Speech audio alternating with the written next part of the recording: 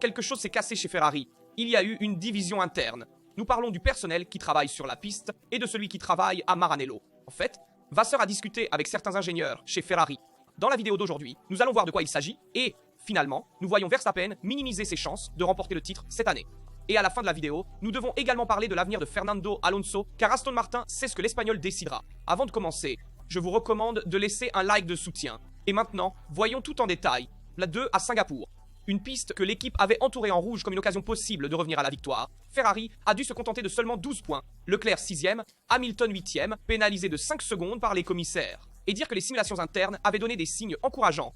Mais après seulement une séance d'essai libre, a compris qu'il y avait un risque sérieux. La SF25 pouvait même être disqualifiée pour usure excessive du fond. À partir de là, la course habituelle aux solutions d'urgence a commencé. Leclerc, après la course, n'a pas mâché ses mots. Il a sévèrement critiqué l'équipe, surtout après avoir été battu par Kimi Antonelli. Hamilton, en revanche, a lutté avec les freins, pas à la hauteur des exigences de Marina Bay, ayant également eu un problème explicite, étant ensuite puni par les commissaires pour avoir dépassé les limites de la piste, pour résister à Alonso. 3. Mais derrière les problèmes techniques, il y a beaucoup plus. Une fracture structurelle. D'un côté, il y a le groupe d'ingénieurs en usine. De l'autre, l'équipe de piste dirigée par Matteo Toninelli, l'homme qui représente depuis des années le cerveau opérationnel, les week-ends de course. Toninelli est décrit comme un technicien brillant, mais au caractère explosif. C'est lui qui a la voix la plus forte sur le mur de Ferrari, et, ces derniers mois, son pouvoir a grandi au point de déséquilibrer les équilibres internes. En fait, chez Ferrari, on parle ouvertement de la nécessité de rééquilibrer le rapport entre ceux qui prennent les décisions sur la piste et ceux qui travaillent à Maranello. En pratique, il faudrait une union entre les deux âmes du cavallino, celle stratégique et celle ingéniérique. Le problème, c'est qu'aujourd'hui la balance penche complètement d'un côté. 4 à Singapour. En effet, Frédéric Vasseur aurait eu une confrontation très animée avec Toninelli. Un signal clair. La tension est à son comble et le chef d'équipe doit reprendre la situation en main. Parce que lorsqu'un groupe de techniciens devient trop puissant, la direction se perd et Ferrari ne peut pas se le permettre. En 18 Grands Prix, l'écurie n'a récolté que 5 podiums et aucune victoire. Le potentiel de la SF25 n'a pas été exploité et la sensation est qu'il y a un problème de vision, pas seulement de performance. Hamilton lui-même, dans ses briefings internes, aurait demandé à Vasseur de donner plus de poids au retour des pilotes, trop souvent ignoré au profit des données de simulation. Et si même un septuple champion du monde commence à douter des méthodes Ferrari, alors il est évident que quelque chose doit changer, et rapidement. 5. Pendant ce temps, le mécontentement vis-à-vis des relations avec la FIA augmente également. Des rumeurs de gêne à Maranello concernant les contrôles excessifs fréquents de la fédération. Il ne s'agit pas d'accusations officielles, mais d'un sentiment diffus. Ferrari se sent sous observation constante, au point de se pousser à des choix ultra-conservateurs, par peur de subir même des sanctions minimes. Bref, entre ingénieurs divisifs, pilotes frustrés et contrôles stricts, Ferrari 2025 semble vivre une crise d'identité complète. Vasseur a maintenant devant lui un défi énorme. Reconstruire un équilibre interne avant 2026. Année où la Formule 1 changera radicalement avec les nouveaux règlements. Parce que si le Cavallino veut revenir à la lutte pour le titre, il doit d'abord retrouver une chose qui ne s'achète pas et ne se conçoit pas au simulateur, à savoir l'unité. 10. Et certainement, le rapport avec les ingénieurs en usine et sur la piste doit être réconcilié, car il y a des frictions internes chez Ferrari qu'il faut résoudre maintenant pour 2026 et on ne peut plus attendre. C'est pour cela qu'il y a eu cette confrontation directe entre Vasseur et Toninelli pour essayer de prendre une direction unique pour l'équipe qui conviendrait à tous. Et Vasseur ne veut certainement pas avoir un ingénieur seul au pouvoir. C'est sa philosophie. Il veut avoir de nombreux ingénieurs qui influencent dans différentes zones techniques de Ferrari. Et même Lewis Hamilton lui-même veut changer Ferrari. Voyons comment. Selon le septuple champion du monde, Ferrari doit changer de mentalité. Après le désastre de Singapour, Lewis Hamilton n'a plus pris de gants, que ce soit en public ou lors des réunions privées à Maranello. Hamilton a dit ouvertement que si Ferrari veut atteindre la grandeur, elle doit introduire une nouvelle politique interne, une philosophie que par hasard, Laurent Mekies a déjà portée avec succès chez Red Bull. Et alors la question est inévitable. Hamilton demande-t-il à Vasseur de copier Red Bull? Le pilote anglais se dit confiant dans les progrès de l'écurie, mais il a également admis que cela ne suffit pas. Après 18 courses sans victoire, Ferrari risque de perdre également la 3e place chez les constructeurs, et pour une équipe comme celle-ci, c'est simplement inacceptable. 8. Selon les informations rapportées lundi, Hamilton aurait remis un véritable dossier à la direction de Ferrari, indiquant les points précis où l'équipe doit s'améliorer, non seulement sur la piste, mais dans la méthode de travail. Déjà, il y a quelques mois, lors d'une conférence de presse, Hamilton avait déclaré que Ferrari ne tournait pas à plein régime et qu'il s'était senti obligé de les défier dans chaque domaine. Une manière élégante de dire « Nous travaillons mal ». À Singapour, Hamilton a ensuite parlé clairement aux médias. Nos ingénieurs n'optimisent pas les sessions en raison d'erreurs opérationnelles. Nous en parlerons en interne. Mais derrière cette phrase, il y a beaucoup plus. Hamilton a choisi chaque mot avec soin pour faire passer un message précis, non seulement à Maranello, mais au monde entier. Les pilotes ne sont pas assez écoutés. Des sources internes confirment que, avant le week-end d'Austin, Hamilton a déjà eu des réunions avec les principaux responsables techniques, présentant une liste de corrections recueillies personnellement pendant les week-ends de course. Corrections basées sur l'expérience, pas sur les chiffres. Et ici, nous arrivons au point central. Hamilton veut que Ferrari donne plus de poids au retour d'information des pilotes. Aujourd'hui, les décisions techniques sont prises presque exclusivement sur la base des données du simulateur. Hamilton, en revanche, veut ramener le facteur humain au centre du projet. Car, comme il l'a dit à plusieurs reprises, les chiffres ne te disent pas tout ce qui se passe dans la voiture. Le paradoxe est que, bien que Hamilton ait été battu par Leclerc cette saison, du moins jusqu'à présent, il reste le pilote le plus victorieux de tous les temps et sait parfaitement comment fonctionne une équipe gagnante, car il l'a vécu pendant des années chez Mercedes. Maintenant, il veut utiliser cette expérience pour secouer une Ferrari qui s'est reposée sur ses propres limites. Et ici entre en jeu Laurent Mekies, l'ancien directeur sportif de Ferrari, passé chez Racing Bulls, puis chez Red Bull. Il a introduit une politique presque identique à celle que demande Hamilton. Après avoir remplacé Christian Horner, en tant que directeur d'équipe, Helmut Marko a expliqué qu'avec Laurent Mekies, l'équipe a commencé à utiliser plus de bon sens et à ne plus dépendre aveuglément des simulateurs. Max Verstappen, au début de l'année, s'est plaint de ne pas être assez écouté. Aujourd'hui, en revanche, Red Bull prend souvent des décisions en se basant sur ses sensations sur la piste. Il le laisse prendre des risques, prendre des décisions mécaniques ou stratégiques autonomes. Les résultats parlent d'eux-mêmes. Ces choix ont conduit à de nouvelles victoires et à une remontée impressionnante au classement. Le résultat, Red Bull, qui à mi-saison semblait destiné à finir 4e, est maintenant à seulement 8 points de Ferrari. Un retournement de situation total et le mérite, du moins en partie, revient à Mekies et à sa nouvelle approche. Et alors la réflexion est inévitable. Si Laurent Mekies a réussi à transformer la mentalité de Red Bull en quelques mois, pourquoi Ferrari ne peut-elle pas le faire? Hamilton semble convaincu que c'est possible et qu'il faut le faire tout de suite. Le problème est qu'à Maranello, la prudence règne. Chaque décision est filtrée, discutée, approuvée 1000 fois. Mais en Formule 1, celui qui attend est déjà perdu.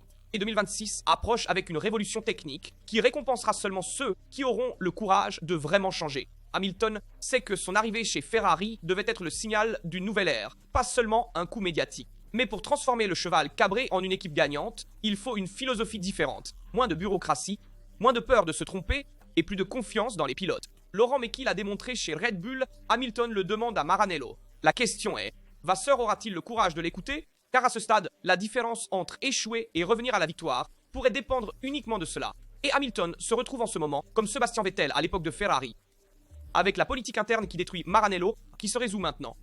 Mais le problème n'est pas seulement la SF25, mais aussi la méthode de travail. La voiture ne se comporte pas comme elle devrait. Les mises à jour ne fonctionnent pas et les pilotes ne sont pas écoutés. Ferrari a suivi une philosophie erronée pendant des mois. Elle a radicalement changé l'arrière à Spa, introduisant une nouvelle suspension, mais sans obtenir aucune amélioration. Le résultat, une voiture déséquilibrée, imprévisible et encore loin des demandes de Leclerc et Hamilton, qui depuis des semaines demandent des mises à jour aérodynamiques réelles, pas seulement des corrections de détails. Mais à l'intérieur de Maranello, les choses se compliquent. Les relations entre les départements techniques se sont détériorées et les communications sont devenues lentes. Le processus décisionnel est laborieux. Hamilton, voyant le risque d'un effondrement interne, a essayé de prendre la situation en main. D'abord pendant la pause estivale, avec une série de documents détaillés, avec des propositions concrètes pour améliorer le travail d'équipe, l'organisation et la communication entre les départements. Et le deuxième rapport de ces dernières semaines, qui vise à améliorer et réformer Ferrari de l'intérieur, copiant certaines des méthodes de gestion de Mercedes. Le point central est la peur de Frédéric Vasseur. Le directeur d'équipe français ne veut pas toucher aux équilibres internes pour ne pas irriter John Elkann, qu'il a déjà critiqué ouvertement dans le passé. Et donc l'équipe se retrouve bloquée et il n'écoute pas son pilote principal. Et cette situation rappelle un peu celle de Sébastien Vettel à l'époque de 2015. Mais la différence avec alors est que Ferrari n'est même pas compétitive aujourd'hui. En effet, Vettel avait au moins une voiture solide en 2015, capable de gagner lorsque les occasions se présentaient. Hamilton, en revanche, se retrouve dans un contexte chaotique, avec une voiture pleine de limites et un environnement qui n'a pas encore trouvé son identité. Et pourtant Hamilton ne se rend pas et a dit « Je vois un énorme potentiel dans cette équipe. La passion qui existe ici n'existe nulle part ailleurs, mais c'est une organisation gigantesque avec beaucoup de pièces en mouvement et elles ne fonctionnent pas toutes à leur plein potentiel. C'est mon devoir de défier chaque domaine, de pousser tout le monde, surtout ceux qui prennent les décisions. Au cours des 20 dernières années, Ferrari a eu des champions comme Raikkonen, Alonso, Vettel, mais aucun d'entre eux n'a remporté de titre. Je refuse d'être le prochain sur la liste. Ce sont des paroles lourdes, vraiment de leader, mais aussi d'un homme exaspéré. La vraie question est de savoir si Hamilton réussira à ébranler ce système qui étouffe chaque révolution interne depuis 20 ans. Et surtout, il faut se demander combien de temps il faudra à Hamilton pour perdre patience. Parce que si lui aussi devait se rendre aux mêmes dynamiques qui ont éteint Vettel et Alonso, alors cela signifierait une seule chose, que Ferrari n'est pas encore prête à changer. Et les premières défenses de Vasseur envers Leclerc sont arrivées. En effet, Nous avons entendu ces dernières semaines de nombreuses critiques à l'égard de Leclerc pour sa manière de s'exprimer, très directe et critique envers l'équipe de Maranello, mais efficace car il disait la vérité des choses. Et aujourd'hui, Vasseur l'a défendu. Le classement des constructeurs est clair. Ferrari est toujours 3e, mais Red Bull, même avec seulement Verstappen, peut la dépasser dans les dernières courses si elle continue sur cette tendance. Et cela suffirait à définir la saison 2025 comme un échec technique et stratégique. Et à Singapour, Charles Leclerc est apparu abattu après les qualifications. Le week-end avait commencé avec de bonnes promesses, mais après les essais libres 2, des modifications forcées du réglage ont de nouveau mis en crise l'ensemble de la voiture. Le Monégasque a décrit la SF25 comme très difficile à conduire.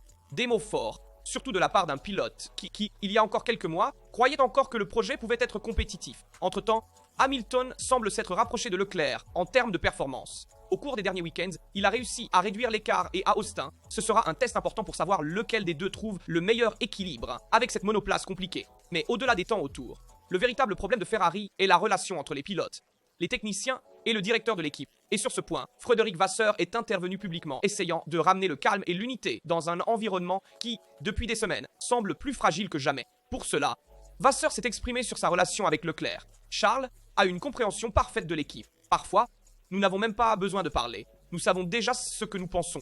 Nous avons une confiance totale l'un envers l'autre. Quand il est sévère avec l'équipe, c'est toujours pour aider. C'est une attitude constructive. Cela sert à construire quelque chose. Un message direct à ceux qui, ces dernières semaines, ont vu dans les mots de Leclerc un signe de rupture. En réalité, selon Vasseur, ces critiques sont un signe d'engagement, pas de désillusion.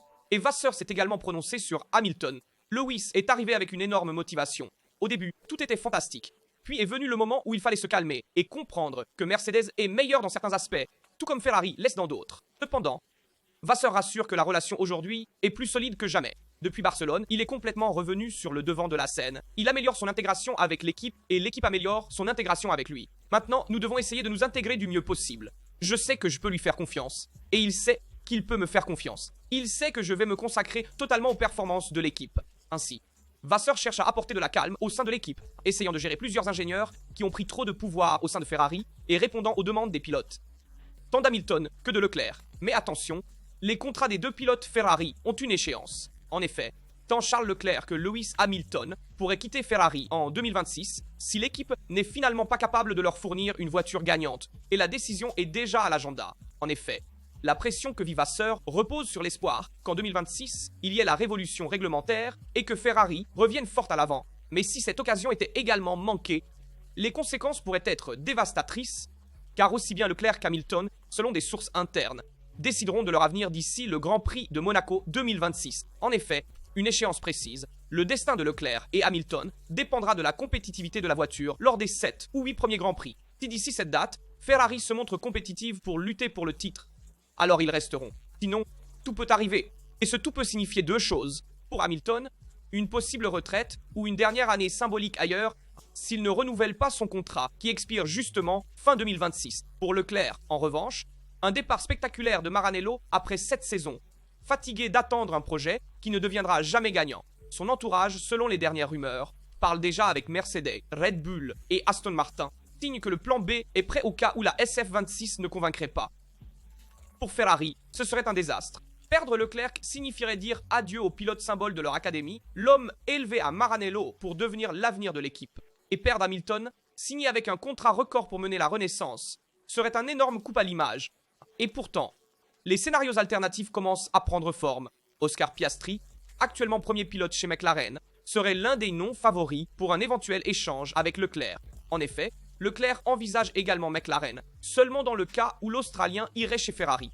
En fait, Oscar Piastri n'a jamais caché une certaine curiosité envers Ferrari et selon plusieurs sources, dont Mark Webber qui est son manager, il aurait déjà eu les premiers contacts exploratoires. Mais à long terme, les yeux de Maranello restent fixés sur deux jeunes talents. Oliver Bearman, le Britannique qui a déjà couru avec Haas et a impressionné la direction de Ferrari. On se souvient par exemple du Grand Prix d'Arabie Saoudite à Jeddah en 2024, lorsqu'il a remplacé Carlos Sainz et a fait une performance spectaculaire, et aussi Gabriel Bortoleto, qui est la révélation brésilienne de Sauber. Les deux sont suivis de près comme des héritiers potentiels chez Ferrari. La vérité est qu'aujourd'hui, Ferrari est à un carrefour historique. D'une part, il y a la possibilité de retenir deux pilotes de haut niveau et de construire autour d'eux une équipe compétitive. D'autre part, le risque de tout perdre et de devoir recommencer à zéro au moment du grand changement réglementaire. Et derrière les rumeurs d'Oscar Piastri chez Ferrari, il n'y a ni Ferrari ni McLaren, mais Red Bull. En effet, c'est ce qu'a dit Juan Pablo Montoya. Tout part d'un climat tendu chez McLaren. Le contact entre Lando Norris et Piastri, au départ du Grand Prix de Singapour, a brisé cet équilibre parfait qui semblait unir les deux pilotes. Pour la première fois, l'équipe de Woking s'est retrouvée confrontée à une véritable fracture interne. Piastri, après l'accident, a été très clair. Certaines règles d'engagement n'ont pas été respectées. Et à partir de ce moment, les rumeurs se sont multipliées. Quelqu'un dit que l'Australien envisagerait des alternatives pour l'avenir, peut-être avec un œil vers Maranello. Et selon Montoya, ces rumeurs ne sont pas accidentelles. C'est un grand mouvement pour agiter les eaux et créer des problèmes à McLaren. C'est le même jeu que Toto Wolff a fait avec Verstappen. Peut-être qu'il n'y avait pas de véritable négociation. Mais il suffisait de la rumeur pour faire parler tout le monde. Cette histoire, Piastri-Ferrari, pourrait être une fuite de nouvelles contrôlées. Une fuite étudiée à Tavorino pour mettre la pression sur l'équipe et créer une tension interne. En effet, le schéma est toujours le même. Red Bull, ou qui que ce soit, laisse filtrer une rumeur. Les médias amplifient et à l'intérieur de McLaren, l'agitation se crée. Cela est arrivé de nombreuses fois en Formule 1. De petites étincelles médiatiques utilisées comme des armes stratégiques pour briser les équilibres psychologiques d'une équipe rivale. Et le timing n'est pas accidentel. McLaren a déjà remporté le titre constructeur. Mais maintenant, elle doit gérer une fin de saison compliquée, avec deux pilotes qui se battent entre eux et un directeur d'équipe, Andrea Stella, engagé à maintenir l'unité. Si tu penses qu'Oscar est vraiment fort et que tu sais que d'autres équipes le veulent, cette rumeur peut aussi lui être utile. C'est un moyen de dire à McLaren, si vous me voulez, respectez-moi. Et en effet, ce détail dit à Montoya est très intéressant. Il s'agit d'une tactique politique et cette pression médiatique est importante pour renforcer sa position au sein de l'équipe. Surtout après les dernières frictions avec Norris. Et Montoya a envoyé un message clair à McLaren. Ils doivent pouvoir se défier, il faut du respect, mais aussi de la liberté. Personne ne veut rentrer chez soi, après Abu Dhabi, en pensant que je pouvais le dépasser. Mais je ne l'ai pas fait pour ne pas créer de problème. Ce n'est pas l'esprit de la Formule 1. Et pendant que cette tempête médiatique se crée chez McLaren, qui implique principalement Piastri, qui pourrait aller chez Ferrari, et déstabilise l'environnement interne, Red Bull, qui est celle qui a laissé passer ce message, se retrouve avec Verstappen en lutte pour le championnat des pilotes, même si de manière marginale. En fait, Max lui-même dit qu'il n'y croit pas. En effet, Max Verstappen l'a clairement dit après Singapour. Pour gagner un championnat, il faut dominer. Et nous ne le faisons pas. En ce moment, Verstappen est à 63 points de distance, et c'est beaucoup. Même si l'écart était de plus de 100 points après Zandvoort. Il reste 6 courses, 3 sprint races, et le championnat est encore mathématiquement ouvert. Mais Verstappen lui-même sait qu'il ne suffit pas d'espérer. Il faut gagner, il faut dominer, et nous ne le faisons pas. Nous avons perdu trop de points au début de la saison. Maintenant, c'est clair, nous ne récupérons pas assez. Nous essaierons de faire le maximum, mais nous devons regarder course par course. Cependant, si nous voulons, Max Verstappen n'a pas seulement rouvert le championnat, il a également sauvé une carrière chez Red Bull. En effet, il y a seulement un mois, le directeur technique Pierre Wacheven était décrit comme anxieux, tendu, presque à la limite. Maintenant, après Monza, Bakou et Singapour, son visage dans le paddock est redevenu souriant. Tout a commencé à Monza, où Red Bull a introduit un nouveau fond. Verstappen a décroché la pole, a dominé la course, marquant le premier signe de véritable reprise. Puis est venu Bakou, une autre victoire depuis la première position. Et enfin Singapour, où l'équipe a monté une nouvelle aile avant, et Max a terminé deuxième derrière Russell, mais devant les deux McLaren. 3 courses, 3 résultats importants, et surtout un message fort. Red Bull n'est pas morte. Pendant une grande partie de 2025, Watch a été l'un des hommes les plus sous pression en Formule 1. L'héritage d'Adrian Newey était lourd et après le départ de Christian Horner en juillet, c'était à lui de prouver que Red Bull pouvait encore développer une monoplace gagnante. Et l'arrivée de Laurent Mekies, en tant que nouveau directeur d'équipe, a apporté de l'ordre et a retrouvé l'équilibre. Mais avec Pierre Watch, en somme, c'est un point clé. Aujourd'hui, il a plus de pouvoir technique que jamais. Selon plusieurs sources, Max décide pratiquement chaque détail du setup et oriente souvent aussi les choix aérodynamiques entre essais et courses. Laurent Mekies lui a donné carte blanche. Une approche qui rappelle celle de Schumacher à l'époque de Ferrari ou de Hamilton pendant la période dorée de Mercedes. En effet, à partir de maintenant, c'est Verstappen qui dirige le marché des pilotes. Au début de 2026, il testera les nouvelles voitures et dans les 5 ou 6 premiers mois, il comprendra où il veut aller et à ce moment-là, tout sera possible. Les alternatives sont Mercedes ou Aston Martin. Mercedes a déjà 2 pilotes à la hauteur, à savoir Russell et Kimi Antonelli, tandis qu'Aston Martin en 2026 aura le moteur Honda et aussi Adrian Newey, le département technique. Et donc si ce projet devait exploser, ce serait un retour en flamme parfait. Le moteur Honda est celui qui a fait de Verstappen un champion et le génie d'Adrian Newey l'a accompagné dans tous ses titres. Donc il pourrait revenir à la place de Lance Stroll ou à la place de Fernando Alonso. En effet, Fernando Alonso a 44 ans, 422 grands prix derrière lui et n'a pas encore décidé s'il doit s'arrêter ou continuer. Quelle sera sa décision? Une chose est sûre, le double champion du monde pense déjà à la façon dont il veut terminer sa carrière. Si tout se passe comme il l'espère, sa dernière saison sera en 2026 chez Aston Martin Honda, avec l'objectif du titre mondial.